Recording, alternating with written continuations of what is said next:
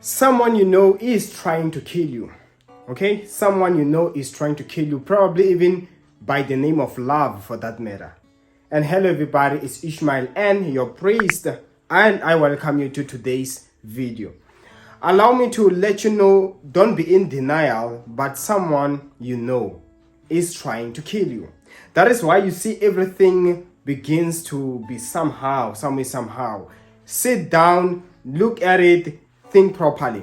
And here in this way, I'm not encouraging people to start accusing people, because it is also very common how much it always annoys me when I see people who don't want to own up to their own shortcomings, to their own lazinesses, but instead they blame others for their own shortcomings. This is not what it's all about. But today I want to expose someone trying to kill you, someone you know. First of all, I like saying this a lot. I will be honest and I will confess that, out of the blue, nobody who does not know you can just fly out of a different continent trying to bewitch you. Rarely is the case. Nobody can just come unless they've been hired by somebody who knows you.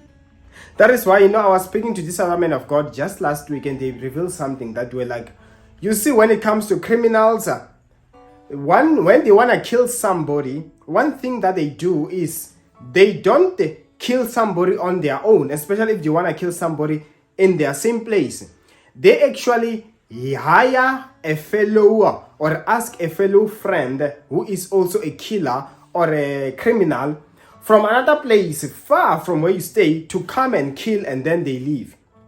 So that when they are the ones to be investigated, since they might be the one who is always a prime suspect whenever crimes are to happen, so that whenever they try to investigate them, they don't find anything, although it suggests that they could be the one who killed the person. You get what I'm saying? So they usually hire someone from far. People who are the closest to you, they are always the one closest. So you see what I just told you?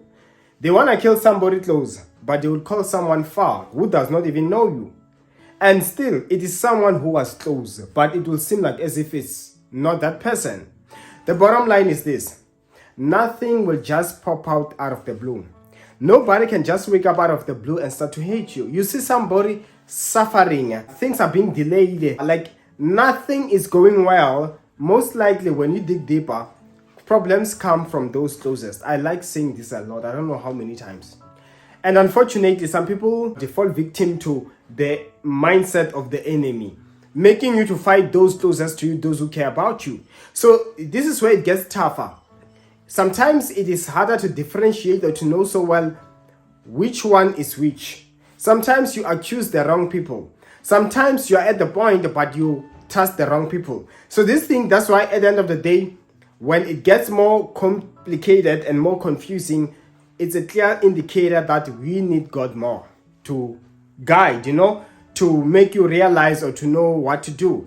That's why the enemy is using that to his best advantage, making us fight and making us, for that matter, listen to what I'm saying now.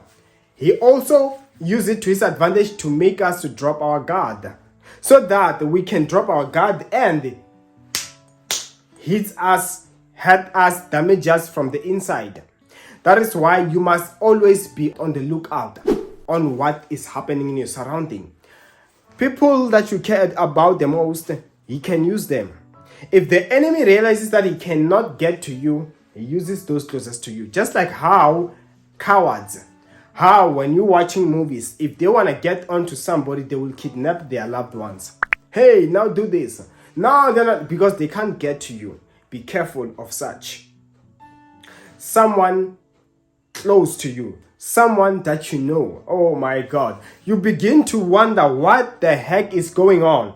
Haven't you seen a situation where like only one person knows, and then every time you tell this person whatever you're planning to do, whatever you want to do, it always fails? I've once been in a situation where I landed, somebody had to tell me, and then it began to make sense all along, and only to realize that even from the very beginning, earlier on, from the past years, I'm like, oh, no wonder why things were like this and this and that. It was because of this close person to me. Whenever I would share that, you know what, I am interested in this person, this very same person would go and badmouth me. I later realized such things. No wonder why these people, no wonder why we be cool today. Now the following day, these people, they don't seem to like me so much. But because somebody whom I trusted the most always badmouths me whenever we split up, whenever they're alone with this person. So that they have a wrong perspective of me, so that whatever reason, we don't know. So people are that wicked. Those that you are calling friends you've known for so many years, you will be shocked. Those that you have invited as family members to your own family functions to come and support you, they will shock you when they be the first people to badmouth you. For what reason? It never makes sense. Let me put it like this. Usually, it never makes sense. That's what human beings are like.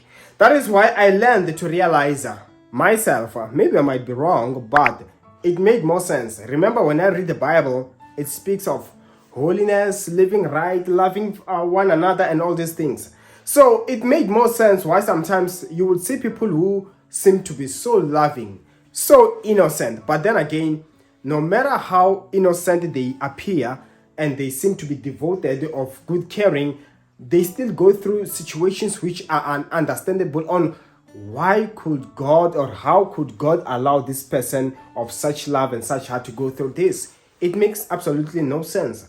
But deep down, one day when you get to learn of what they do, behind the doors, underground, or like, you will be so shocked and it will begin to make sense why probably they are suffering how they are suffering.